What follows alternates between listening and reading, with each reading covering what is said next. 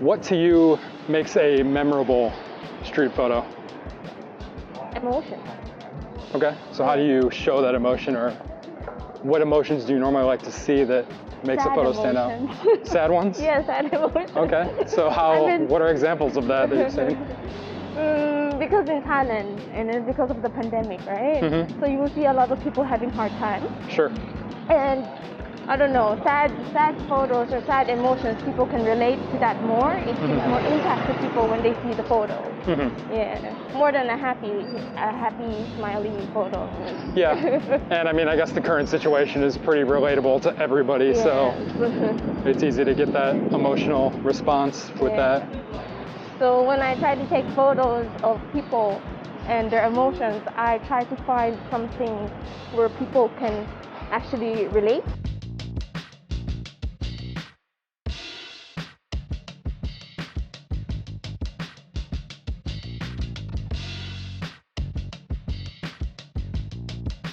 Do you have any crazy, scary experiences while you're taking photos? A lot, yeah. A lot? Yeah, a lot. Really? Yeah, because I take photos alone. Mm-hmm. And I usually take photos at night. Uh-huh. Yeah. Sometimes if I would go walk into an alleyway alone at night, some people will follow me. Oh, really? Yeah, so I have to walk fast as I can. Okay. Yeah, that's kind of one of those things where I wonder what the difference is for like men and women taking street photos, because it is really like, how often do you shoot with other people? Not often. Yeah. Not often. I mostly like to shoot alone. Yeah. Yeah, I think it's hard to focus, specifically with street photography, when you're shooting with other people. Yeah. Yeah, but I think there's a lot of difference between male photographers and female photographers. What do you think those differences are? Like for me, as a female photographer, if I like take a photo of someone on the street, and usually some people will get mad, right? When they caught you. But when they see me as a female, they will go like, oh, okay, I was just like, sorry, yeah. But I don't know, it's to male, when you take a photo of someone, have they ever gotten angry at you? I don't know, some people get angry and I'm just like, all right, whatever, like I'll delete the photo, or I'm like, I'm in a bad mood, so I'm just like, boss up on them, and they don't do anything. But for me, they never get mad. Nobody ever gets mad. Nobody ever shouted. So I think that would be definitely an advantage for sure. So an advantage of being the female is that nobody gets mad at you. Disadvantage is that you encounter scary situations. A lot, yeah.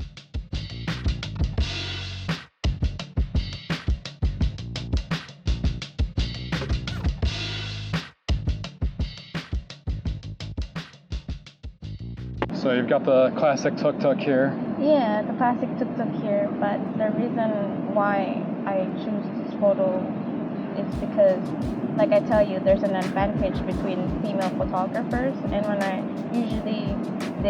when I take his photos, people would either get mad, but for him, he would be like, okay, she's taking my photo, I should just like hold still or something like that. Yeah, so that's why I like this photo, and that usually always happens to people. When they know that I'm taking their photo, they will not get mad. They have more of a nervous expression than an angry one. Yeah. That is an interesting perspective on the things. I guess I never really considered that. Yeah, but this photo is it's one of the most famous photos in my Instagram, and a lot of people really love it. And this is when a lot of Bangkok photographers commented and DM me that my photography has improved a lot. Sure. Yeah, since I started following you, it seems like you just keep getting better and better and better, so thank you. Yeah, keep going with it. It seems like you have a theme too, with like the oranges and the teals. Yeah. So if you're trying to like put a collection together or something, like this has a lot of teal in it. Which other one? This guy. There's a lot of teal going on here. It seems like if you were trying to find a theme, just with the color, the teals, the blues kind of. Yeah. I told you like I edit my photos, right? So the colors or the tones that I use, I used to have somebody who message me and ask me what are my tones, like what you mentioned. I said I don't have an actual tone, but every time when I edit my photos, and the tones that I use is feelings. You know, like orange gives a feeling of happiness, teal gives a feeling of lonely, sad. I see. So you want those emotions and you play with it with the colors specifically. Okay, cool. Like so like this guy. The reason why I put some teal in here is actually black. The real photo was actually black, and so it like help people see. Okay. So that's how I edit my photos. Cool.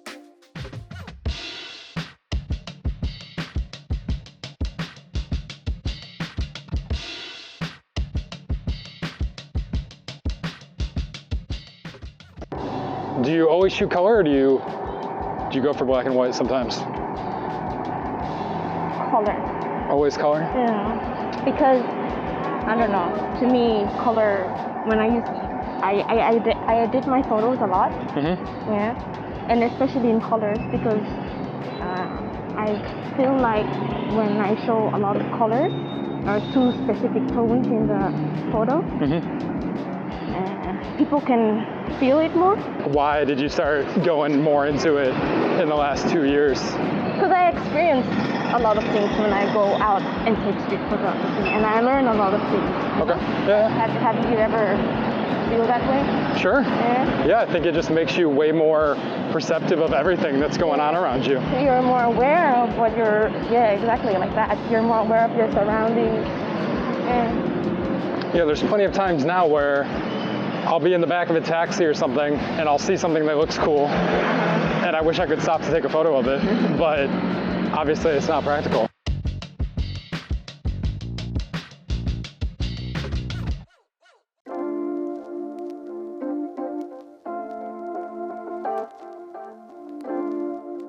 To me, this photo feels lonely.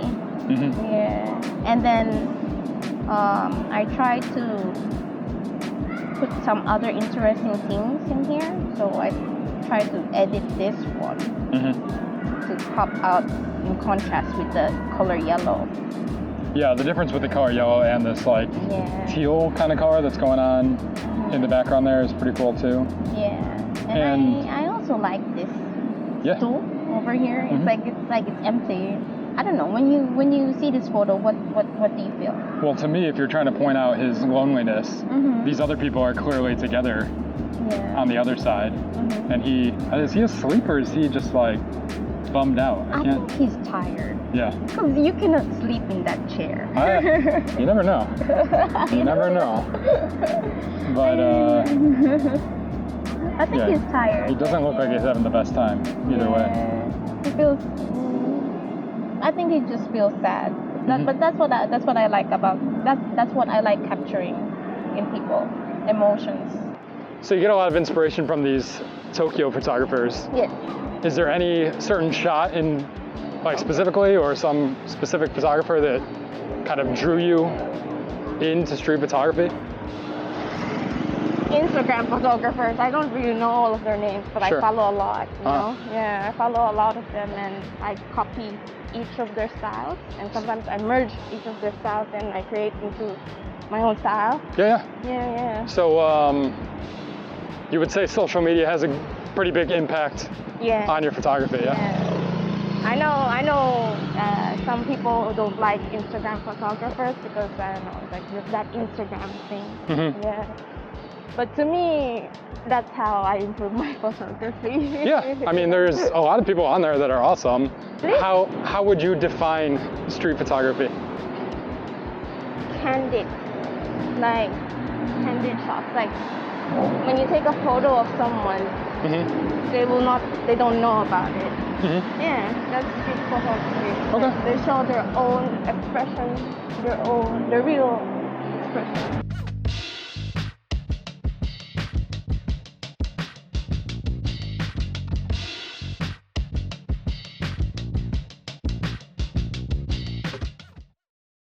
This is when I was trying to practice taking candid shots and foreground as well. Yeah. So when I took this photo, I was waiting on the pier and I saw these two monks sitting, because you know the story that monks could not sit near people, right? I'm not sure. No, I don't know too much. Yeah, they're not allowed to sit near people. So they have to sit away from people. They have to sit only by themselves. So I saw them, and I like the color that they're wearing. It gives a very contrast feeling. Yeah, it stands out really dramatically. Yeah. So I was trying to catch a photo of them with the boat over here, and when I took the shot, he immediately just faced towards me and he gave me this angry shot. So yeah, I that's why I like this photo, because of the emotion that he's given me, like I was disturbing him or something. Yeah, his expression is great, and everything kind of like leads to him, which is something you really need to do with photos too. It's just like he's framed up really well there, and the orange, everything just draws you right to his eyes, and that expression is like, it's pretty priceless. It's great. Do you know about this? Do you know this one? I don't know this one, no. Is there some story to go with it? I meant like, hey, you usually see a lot of spirit houses around Thailand, right? You know about their story? I do not. Because according to my years ago, when I used to make a research about this, because it's also something about architecture. Before, the first religion of Thailand is not Buddhism. Did you know that? I did not. It was animism, or something, a belief in spirits. Okay. So if you see a spirit house, that's actually not Buddhism. That's something in another. Okay. Yeah. So they still follow that religion then, or they? Some Thai people, they don't really know much. They don't know that the new generation, they don't know much. That all of them would like think like, oh, it's Buddhism. But then if you talk to the older generation, they'll go like, no, it's it has nothing to do with it. Yeah, it's not Buddhism. Yeah. I see. Okay.